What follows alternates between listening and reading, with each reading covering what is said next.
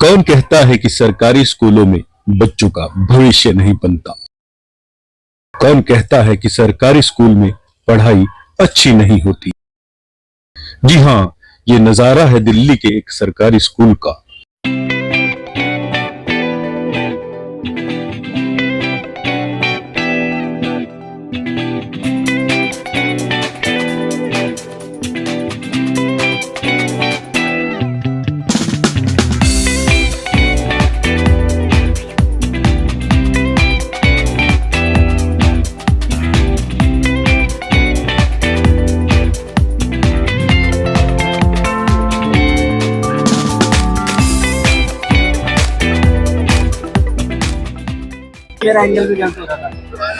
My name is Akshita. I am from 11th B.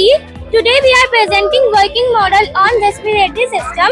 The main function of respiratory system is inhaling atmospheric oxygen and exhaling remain gas. Now further explain Gulshan. Good morning, sir. So here we show as we inhale our air, it comes to trachea, and after traveling, it divides into two parts. And after reaching the end, there is a balloon-like structure called alveoli where gaseous exchange occurs. So Akshita will show you how the contraction and relaxation occur. क्या आपने भी साथ दिया इनको? And yes, sir. बताओ इसके बारे में। And at the end of this whole process, it will take place 12 to 23 times of minute. And this whole reaction is very essential to our life. Thank you. Thank you.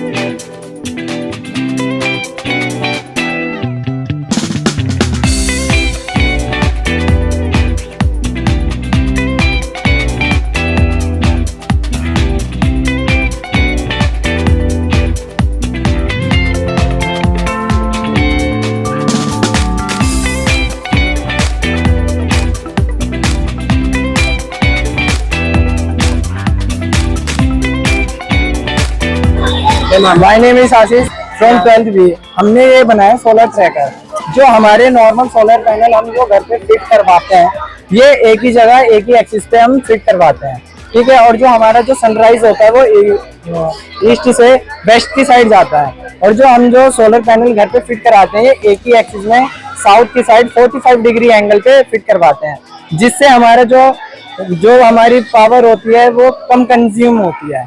और हमने इसी को देख के सोलर ट्रैकर बनाई है। हमारा कम space घेरता है, जैसे आप नीचे बेस देख सकते हैं, और ऊपर की साइड हमने 2 सोलर पैनल लगाए। इसके हम और भी लगा सकते हैं, इसकी पावर पे डिपेंड करता है।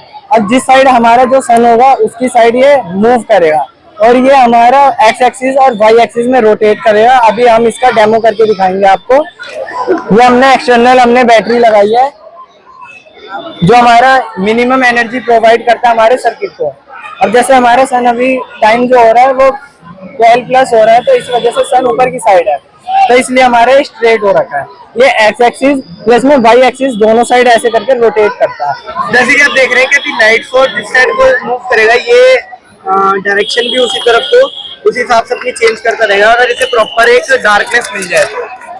ये देखिए आप वाई एक्सिस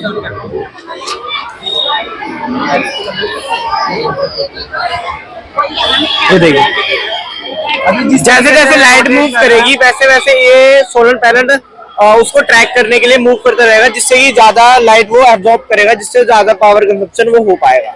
तो ये ज्यादा वर्क एफिशिएंट होता है ड्यू टू, अगर देखा जाए कंपैरिजन में, ये एक ही तरफ को ये कम एनर्जी कंज्यूम करते हैं, क्योंकि ये एक ही तरफ को लाइट को ट्रैक करते हैं, और ये किसी भी साइड में ट्रैक कर सकता है लाइट को। Thank you.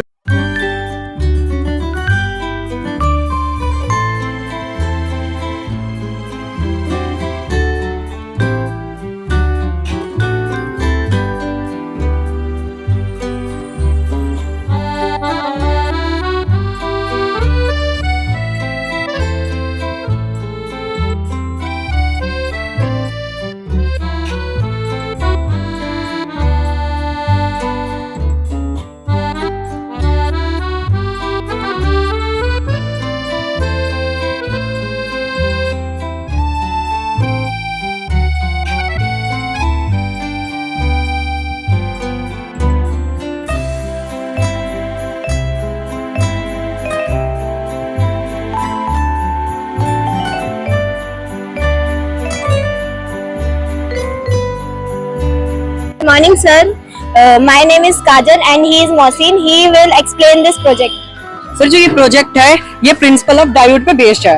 इसके अंदर क्या होता है कि जब भी हम कोई अल्टरनेटिंग करंट सप्लाई करते हैं तो ये डीसी में कन्वर्ट करता है, मतलब डायरेक्ट करंट में कन्वर्ट कर देता है। जैसे कि आप देख सकते हैं ये बल्ब है, अगर हम किसी भी बल्ब को सीधा अल्टरनेटिंग करंट से लगाते हैं तो ये ब्लास्ट हो जाएगा और कोई भी फायदा नहीं होगा। लेकिन हम इसमें कुछ प्रोसेस करके इस अल्टरनेटिंग करंट को डायरेक्ट करंट में सप्लाई करते हैं। जैसे कि इसका एग्जांपल देख सकते हैं आप, लाइट जल रही है। ये देखिए अंदर इसकी है ना, ये लाइट जलने लग गई है। इसका मतलब ये है कि जो हमारा प्रोसेस है वो कंटिन्यू चल रहा है और सही चल रहा है। क्योंकि और इसके अंदर क्या है, एक हमने मटेरियल यूज, ये है ट्रांसफार्मर स्टेप डाउन। इसके अंदर क्या होता है, जो हमारा प्राइमरी कॉइल होता है वो उसके अंदर ज्यादा टर्न्स होते हैं सेकेंडरी कॉइल्स के तुलना में, और जो प्राइमरी कॉइल होता है उसके अंदर जब हम इलेक्ट्रिसिटी सप्लाई करते हैं तो प्राइमरी कॉइल के वजह से सेकेंडरी कॉइल में म्यूचुअल इंडक्शन के वजह से ईएमएफ इंड्यूस होता है, और ईएमएफ इंड्यूस होने के बाद जो डायोड D1 होता है वो फॉरवर्ड बाइज्ड होता है और डायोड D2 होता है वो रिवर्स बाइज्ड होता है। ये होता है हमारे फर्स्ट हाफ एसी साइकिल में। और सेकेंड हाफ में क्या होता है, डायोड 2 जो होता है ना वो फॉरवर्ड रिवर्स हो जाता है, फॉरवर्ड बायस्ड हो जाता है, और D1 हो जाता है रिवर्स बायस्ड। और वैसे ही वो फर्स्ट साइकिल में जो D1 होता है वो करंट कंडक्ट करता है और D2 कंडक्ट नहीं करता। लेकिन सेकंड साइकिल में होता है कि D2 करंट कंडक्ट करता है और D1 कंडक्ट नहीं करता। और ये मोर इकोनॉमिकल होता है, जो कि हर कोई अफोर्ड कर सकता है। मतलब ब्लास्ट वगैरह से बहुत सारे इस वजह से बहुत ज्यादा किल होते हैं, मतलब हार्म पहुंचते हैं लोगों को। हाँ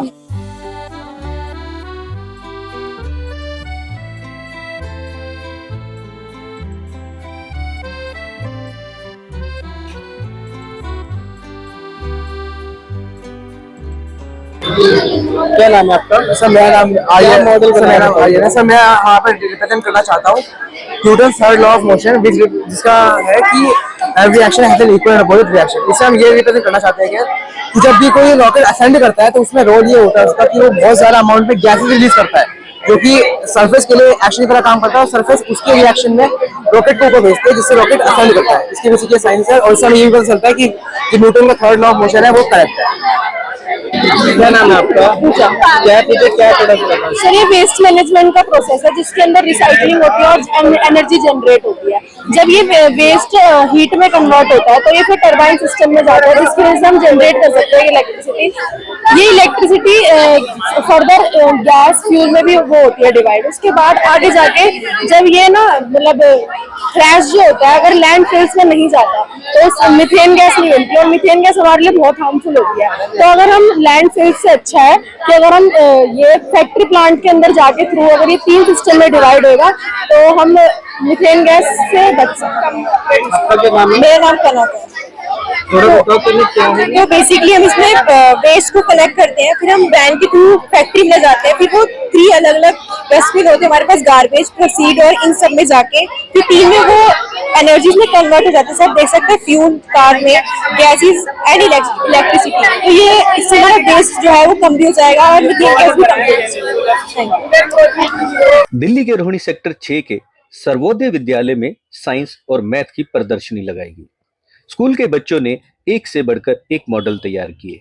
लगभग 150 से ज्यादा मॉडल का प्रदर्शन कर बच्चों ने अपनी प्रतिभा का लोहा मनवाया।